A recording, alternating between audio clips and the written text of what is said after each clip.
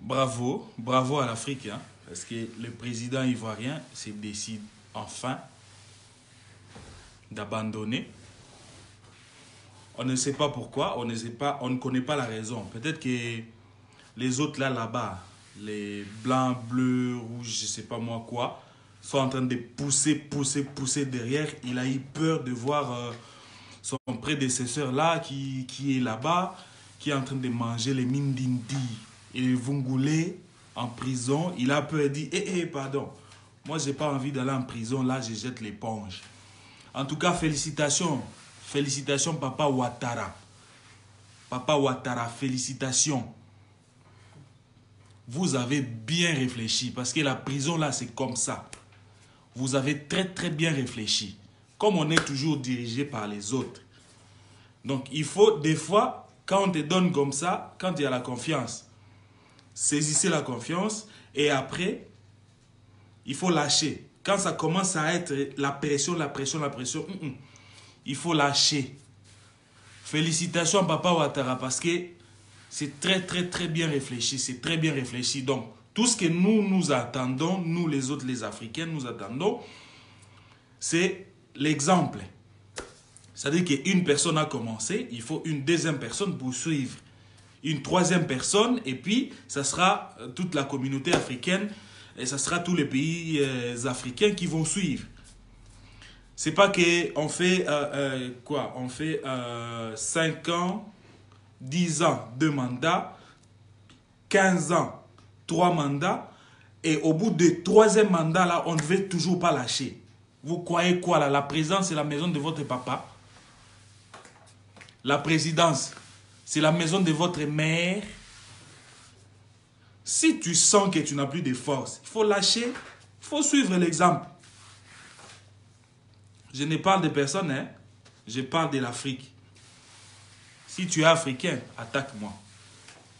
Papa Ouattara, en tout cas, bravo. Je vous appelle papa parce que, voilà, vous êtes papa. Vous avez très bien choisi. Vous avez fait un très bon choix. De jeter l'éponge, de laisser soi-disant aux jeunes, les relèves du pays. C'est très bien, soi-disant aux jeunes.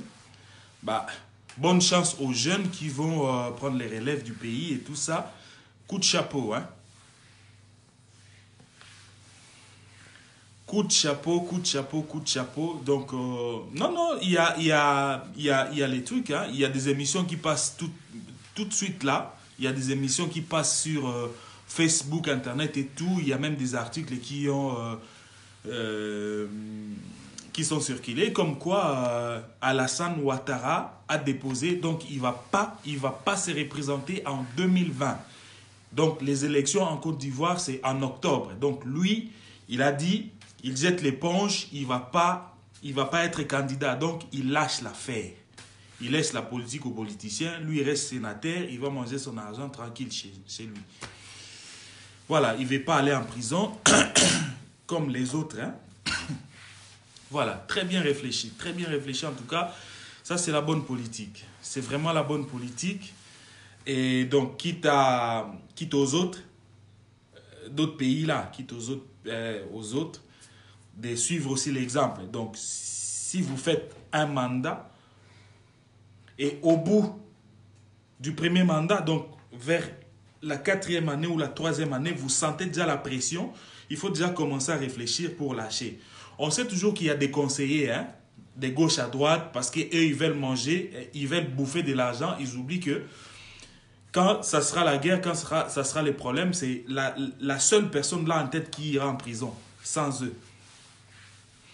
Donc, au bout de la 3e année là, quand on s'approche vers la 4e année, pour arriver à la 5e année, il faut déjà commencer à réfléchir. Est-ce que je lâche avec toutes ces pressions? Est-ce que je lâche ou je continue? Donc, Papa Ouattara, donc je suis en train de répéter. Félicitations, vraiment coup de chapeau. C'est très bien réfléchi, Donc, de toute façon, vous avez la protection de votre pays. Donc, voilà. Vous lâchez, vous êtes ancien président, sénateur à vie. Donc voilà, coup de chapeau, coup de chapeau, coup de chapeau. Voilà. Du point de vue politique, c'est fini. Maintenant, je vais aller du point de vue, toujours en Côte d'Ivoire, du point de vue du n'importe quoi. Il y a un soi-disant général, les pieds des cochons là. Les pieds des cochons, comment on l'appelle chez nous? Les pieds des cochons que les gens mangent. Les pieds des cochons là. Les générales pieds des cochons. Vous avez vu ce qu'il fait sur Facebook? Mais ce n'est pas possible. Moi je ne comprends pas les gens qui les suivent. Je ne comprends pas les gens qui suivent ces gars-là. Mais c'est un distracteur. Il est en train de distraire le mœurs. Il est là avec sa Bible. Je ne sais pas si c'est quel livre. En train de vous prêcher. Vous, les internautes, vous laissez faire. Avec ces histoires, vous les suivez. Mais c'est quoi cette histoire en fait? C'est quoi cette histoire? Hein? C'est quoi cette histoire? Le général là, c'est Makosso. J'ai dit bien son nom, c'est Makosso. C'est du n'importe quoi total. Vraiment total. Ce sont les gens là. Ce sont les gens là. Ce sont les gens comme ces gens là qui détruisent le nom du Seigneur. Hein? C'est ces gens-là qui détruisent le nom du Seigneur. Parce qu'il est là en train de faire ses bêtises sur les réseaux sociaux. Lui, il est en train de chercher son argent. Il est en train de distraire le monde. Il est en train de distraire le monde. Vous avez vu la vidéo qu'il a fait ce soir? Un verre de bière avec, je ne sais pas si c'est sa femme ou sa concubine, en train de se faire des bisous sur le plateau. Et tout le monde doit les suivre. Vous trouvez ça normal, vraiment? Vous trouvez vraiment des choses comme ça normales? On a eu un exemple du président qui a bien fait de démissionner. Mais l'autre là, il doit laisser aussi. C'est pas comme ça, c'est pas comme ça. Est-ce qu'il n'y a pas des gens qui peuvent vraiment... Les Makosso, là, Makosso. Chez nous, Makosso, vous savez ce que ça signifie, Makosso. Makosso, c'est les pieds des cochons. Makosso. Donc, c'est-à-dire que pour moi, il ne représente rien. C'est les Makosso, Makolangulu, salité. Il est en train de distraire le monde. Distraction. Ça, c'est la distraction totale. Distraction. Au lieu de falsifier le nom du pasteur, au lieu de falsifier le nom, de falsifier la Bible, dis-toi que tu es comédien, on va comprendre. Parce que tout ce que tu es en train de faire là, ce sont des comédies. Ozo ça la comédie. Tu ne prêches pas la Bible. Ozo te abattuté. Tu fais la comédie. Donc il faut dire la vérité que je suis comédien, je fais la comédie. Il ne faut pas dire aux gens que tu es pasteur, n'importe quoi. Donc ici, là, les Américains nous ont mis les Facebook là, gratos en ligne. Ils nous ont mis les YouTube gratos en ligne. Nous-mêmes là, on ne faisait pas des lives. On fait des lives maintenant. Pour dénoncer les gens des personnes comme des Makosso, salité.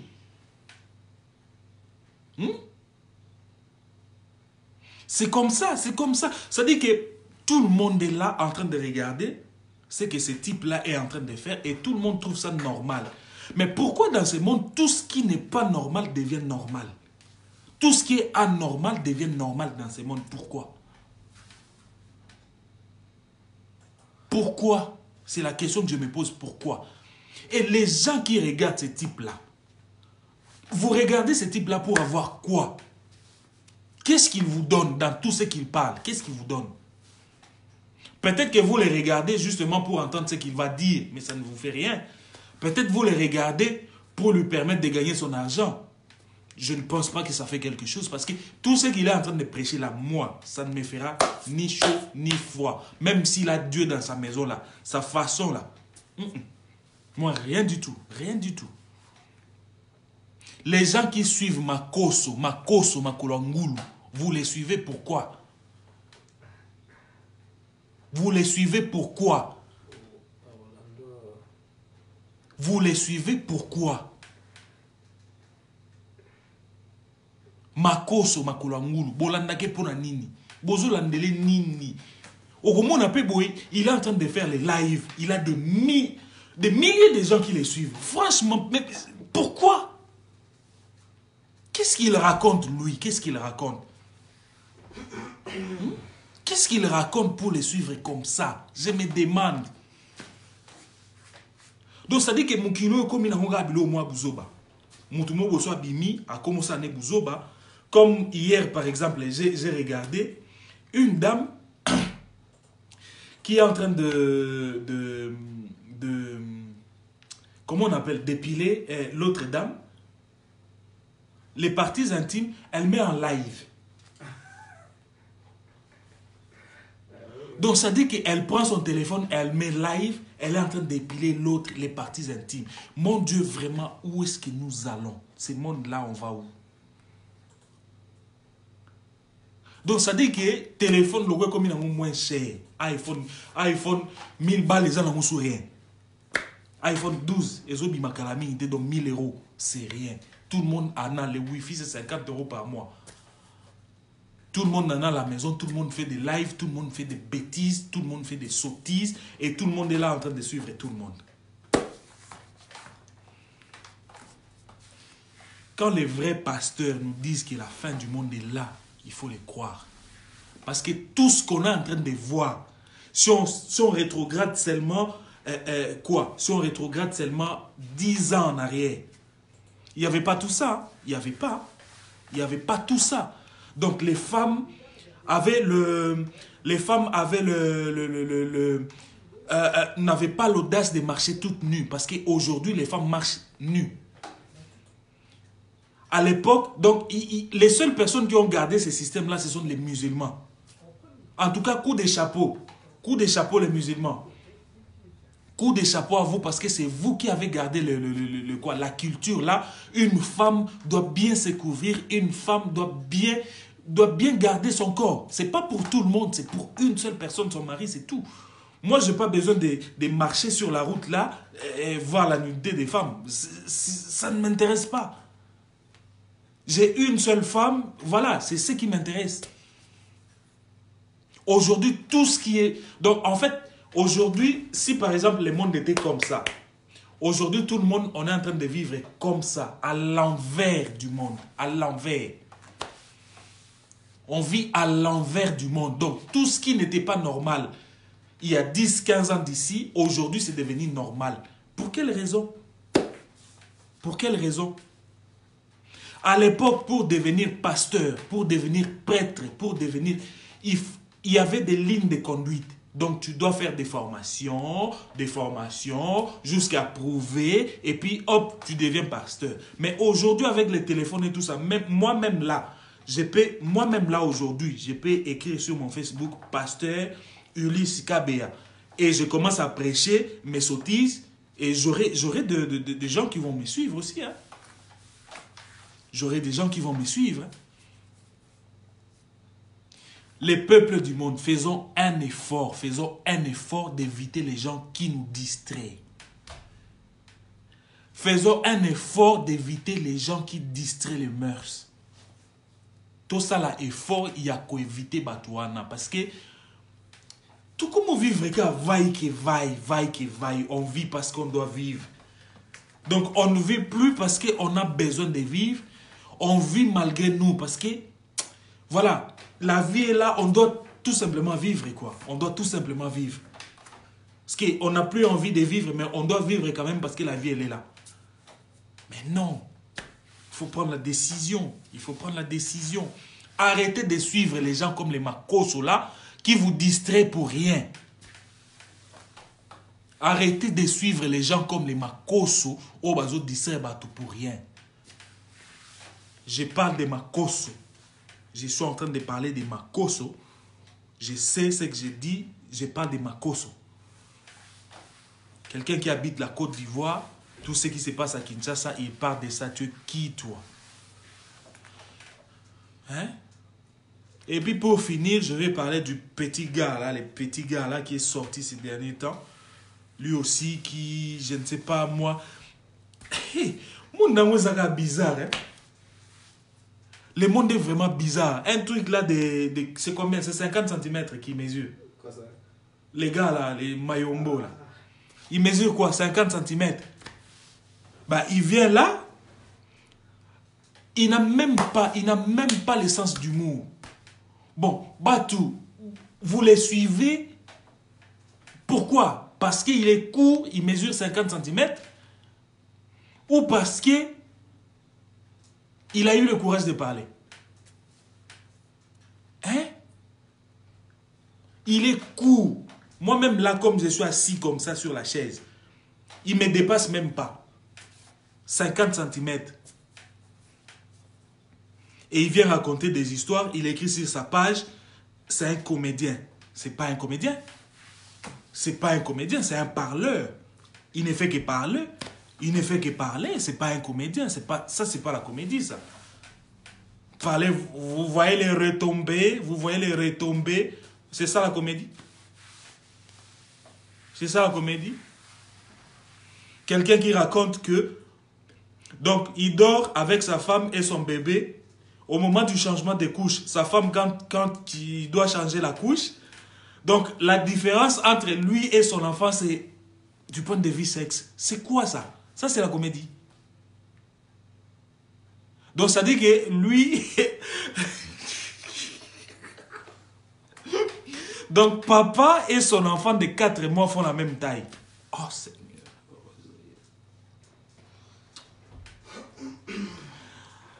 Hey. Les Africains là sont mystiques. Hein. Oh, l'autre est là-bas, Makoso. Oh, l'autre est là-bas. C'est pas possible. C'est pas possible. Bon, pour finir, je vais raconter une anecdote que je ne vais pas finir. En fait, un jour, il y avait des travaux, mais il y avait des brouillards. Comme d'habitude, je quitte ma maison au matin, à 5 h du matin. Je démarre bien ma voiture. J'ai des givres, je mets l'essuie-glace et tout ça. Je sors, je prends la gauche, puis je prends la droite. J'avance. Il y avait des travaux à 50 mètres. J'avance. Comme il y avait un peu de brouillard, je ne voyais rien. Et du coup, sur la route, comme on a l'habitude de rouler, quoi. Donc, sur la route limitée à 70 km/h, on monte quand même à 72 km/h pour être un peu rapide. Donc, les gens qui conduisent savent de quoi je vais parler. Et du coup, moi, à ce niveau-là, comme on doit rouler à 70 km/h, moi, j'ai su monter un peu à 72 km/h. Et je ne voyais pas là où il y avait les travaux. Et bam, je vais tout droit, je fonce. Quand je fonce, bah, je fonce. J'avance, je fonce, j'accélère, je monte à 75 km/h.